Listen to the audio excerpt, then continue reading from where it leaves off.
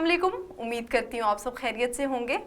Women care centre के platform से मैं हूँ साइकोलॉजिस्ट निदा ताहिर और आप देख रहे हैं प्रोग्राम जनरल कंसल्टेशन। व्यूवर्स, आज जिस टॉपिक पे मैं आपसे बात करने जा रही हूँ वो है role of psychologist in the treatment of addiction. यानी हम साइकोलॉजिस्ट के रोल के ऊपर फोकस कर रहे हैं कि एडिक्शन में क्या उसका रोल है। आज इस टॉपिक पे बात करने के लिए मेरे साथ प्रोग्राम में मौजूद हैं मिस अर्शिया हिजर। आप सीईओ हैं दुआ रिहैबिलिटेशन सेंटर की। इसके साथ साथ आप एक क्लिनिकल साइकोलॉजिस्ट हैं और पाकिस्तान यंग साइकोलॉजिकल एसोसिएशन के प्लेटफॉर्म से आप नॉर्थ चैप्टर हेड को कवर कर रही हैं। अस्सलाम वालेकुम। जी वालेकुम सलाम। मैडम, मेरा पहला क्वेश्चन आपसे ये है कि काउंसलिंग की क्या इंपॉर्टेंस है एडिक्शन में? अच्छा जी, काउंसलिंग की जो मेन आपको इम्पोर्टेंस बताऊं तो जो एडिक्शन का ट्रीटमेंट है उसमें 93% रोल जो है वो काउंसलिंग का है, साइकोथेरेपी का है, ठीक है। और उसमें से 7% रोल जो है वो मेडिकेशन का है। तो जो काउंसलिंग है वो मेन आप समझ लें कि ट्रीटमेंट की जड़ है, ठीक है। कंपोनेंट मेन जो है वो काउंसलिंग हाँ और जी, वो काउंसलिंग और गाइडेंस है। उसमें ये है कि सबसे पहले तो हम पेशेंट को और पेशेंट की फैमिली को साइको एजुकेट करते हैं बीमारी के बारे में, ठीक है। उनको बताया जाता है बाकायदा बीमारी है क्या, ठीक है, और इस बीमारी से आपने निकलना कैसे है, इसका ट्रीटमेंट कैसे होगा। तो मेन चीज़ जब हम उनको गाइड कर देते हैं, उनको बता देते हैं, तो वो हमारी उसमें आ जाता है कि हमने उसको ट्रीटमेंट की तरफ लेके आना है।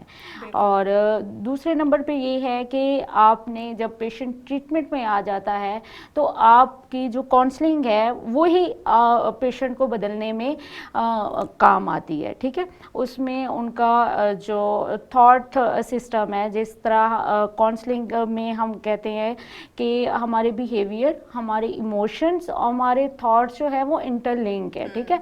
क्योंकि पेशेंट के नेगेटिव थॉट्स होते हैं तो उनके बिहेवियर भी नेगेटिव होते हैं और फिर उनके इमोशंस भी नेगेटिव होते हैं। यानी हम थॉट्स को टारगेट करते हैं, हम थॉट्स को टारगेट करते हैं, उसके साथ इमोशंस को भी, अनहेल्दी इमोशंस होते हैं तो उनको हेल्दी में, और जो उनके नेगेटिव थॉट्स होते हैं, कॉग्निशन में जो भी एरर होते हैं उसको हमने पॉजिटिव में चेंज करना होता है। और जो उनके बिहेवियर में जो भी डिफेक्ट्स आ चुके हुए होते हैं, जो बिहेवियर में एंटी सोशल बिहेवियर हो चुका हुआ है, वो हम ठीक करने की कोशिश करते हैं। तो साइकोथेरेपी जो है इसमें मेन रोल जो है वो साइकोथेरेपी का है, वो प्ले कर रही होती है। अच्छा मैडम, थोड़ा सा बिहेवियर साइकोथेरेपी के बारे में बताएं, उसकी क्या इंपॉर्टेंस है एडिक्शन में?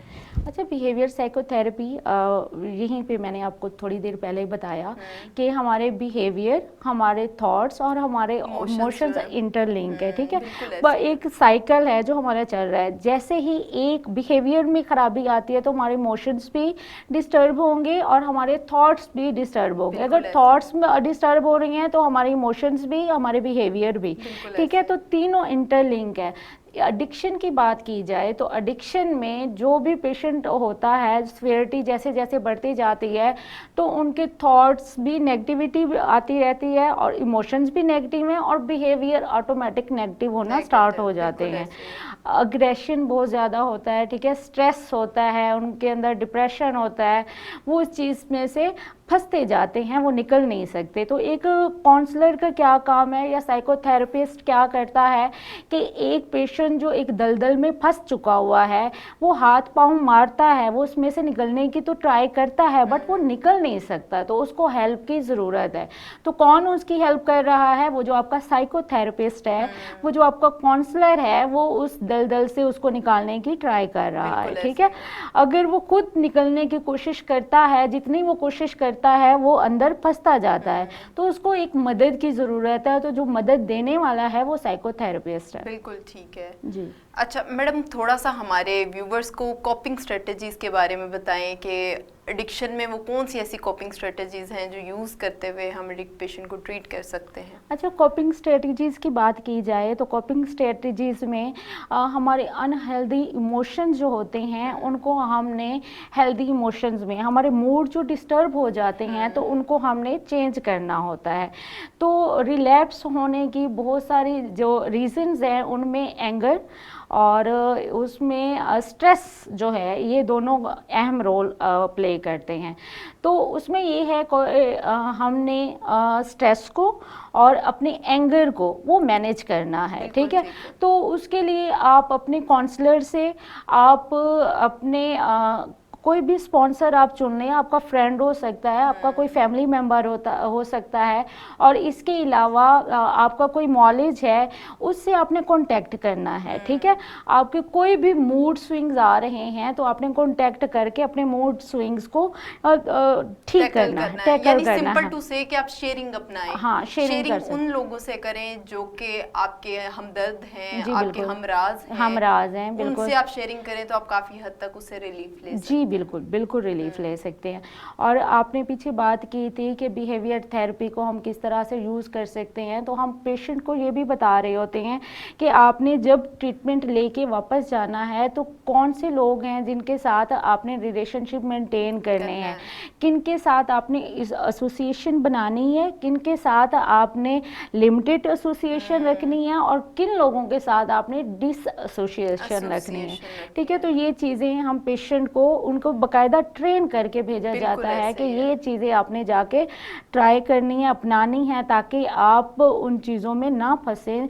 क्योंकि उन लोगों से जब उसी सोसाइटी में वापस जाते हैं, उन्हीं लोगों से मिलते हैं, तो दोबारा से आप रिलैप्स हो सकते हैं। इसीलिए असर्टिवनेस ट्रेनिंग जो है वो पेशेंट को करवाई जाती है। बिल्कुल बिल्कुल, ठीक है, बिल्कुल, कि हाउ टू से नो, कब कहना है। बिल्कुल ठीक है, बिल्कुल जी। Thank you so much ma'am, बहुत अच्छा लगा आपसे बात करके।